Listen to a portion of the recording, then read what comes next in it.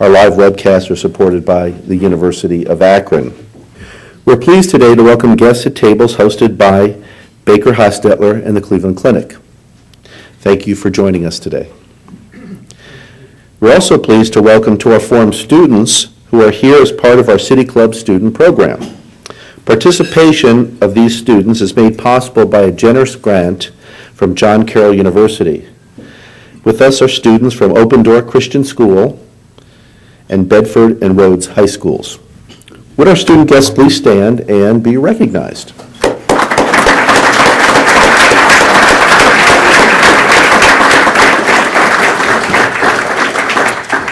Now we'd like to return to our speaker for our traditional City Club question and answer period. We welcome questions from everyone, including guests. Holding the microphones today are City Club Director of Development, Jessica Allen, and Assistant Director of Development, Marcella Brown.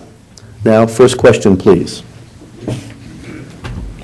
Reverend Thomas, this may not have too much to do with religion, but I've been reading that 6 or 7 states, they have been sort of trying to purge the voter rolls by perhaps incorrectly and possibly illegally checking them with the Social Security instead of the state lists. Don't you agree and think that that could and should be irreversibly corrected before the election? Thank you. That is a bit off from piety, but I would certainly agree. And there is a connection to religion because many of our religious organizations, churches and synagogues and others, really understand participation in the public debates, in the public process, and in voting to be acts of moral agency, acts of moral responsibility. And so anything that inhibits or limits the capacity of people to engage in this democratic process is not simply a political issue or perhaps a criminal issue, it's also a moral issue. Our own church has an active program called Our Faith, Our Vote, and without engaging in partisan politics, encourages people to be registered, to be informed, to be active around the public policy issues that are crucial to any election. Yes, Reverend Thomas, do you feel that a personal or a private piety as it relates to a true relationship with God can really be modest and hidden, and should it be in politics and going toward the White House? E.J. Dionne is a prominent Catholic commentator, and he's written a recent book called Sold Out, S-O-U-L-E-D, which I would commend to you. In it, he makes, I think, an important point, not that a person's personal piety should be hidden or masked, but that it should be accessible and able to be communicated in a diverse, pluralistic society.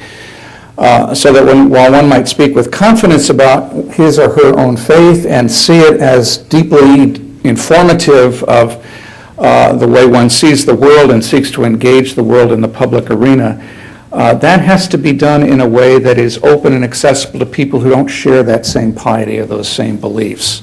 And I think that inherently introduces a dimension of accountability, but also, I think, some sense of modesty that we function in the public square in this country, not in a monolithic religious community, but in a diverse community where we need to be attentive and respectful of diverse points of view, diverse pieties, diverse religious convictions, that we must make our own available to others for critique and for correction if necessary. And I think that implies a degree of modesty that doesn't mean deep faith, but modesty in the way in which that faith engages others around us in the public square. Thank you, Reverend Thomas. You've been talking about piety, and you've been talking to a certain extent about the flirtation that we've had through the years over the issue of separation of church and state, and the pushback that we've had from that issue as well. Over the past 40 years, we've pushed back to a certain extent from those issues to the extent that in public education and in discourse in our society, we've really not talked about values. We've really not had a discussion about our shared American values. And is it possible to get to the point where you want us to get, to the point of injecting piety into our civil discussion, where we are able to attach piety to a whole series of shared American values that we could talk about? Well, thank you for that. This is an important question. I think there was a very significant book written a number of years ago by religious sociologists titled "The Naked Public Square," in which they made the contention that religion and piety itself had been effectively stripped from the public square, and that therefore there was no capacity for religious convictions, for personal piety to be a part of the shaping of those shared public values. And it was partly in response to that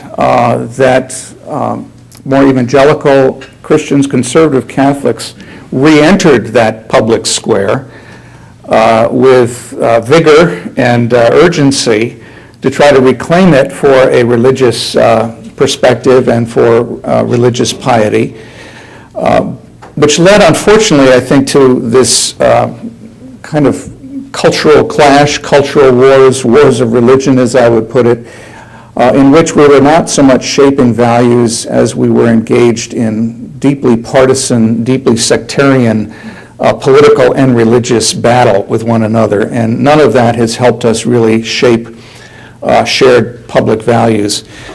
And that's why I think Niebuhr's suggestion of the sense of modesty and awe before the great trajectories of history is important to us. That's why Lincoln's understanding of this great arc of providence and superintendency, where we understand God to be intimately involved as people of faith, and yet we don't seek to impose that on others, and we don't seek to see it in such narrow ways that begins to open up the public square for the values conversations rather than the values wars.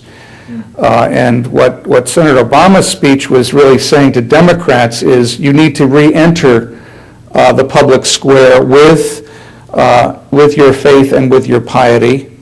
And what he was saying to evangelicals is you need to remain there with your faith and piety, but we must address one another with a much more profound sense of modesty about our own claims and deeper respect for the claims of others, and out of that begin to forge some shared values rather than this deeply partisan and conflicted set of circumstances we've endured over these last decades.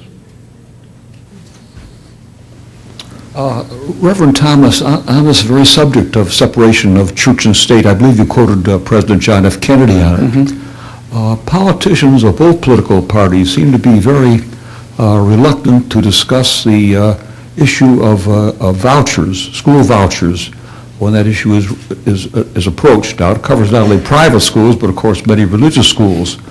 And to what extent do you think that the use of school vouchers, of money by the government, whether it's state or federal or whatever, for purpose of funding religious schools, represents somewhat of a threat to the separation of church and state? Well, I do think it is a threat to the separation of church and state. I think the deeper threat is a threat to our commitment to public education in this country. And school vouchers, in a sense, in many cases, I think, provide an attractive and seductive solution to the deeper problem of our inability as a society to provide high-quality and decent and energizing public education to all of our students. To live in Cleveland and the surrounding communities is to see how profoundly unlevel the playing field is in public education in this country. And it is, I think, to place our energy and our solutions on school vouchers is to avoid, I think, the deeper civic responsibility to ensure adequate public education of excellence for all of our children.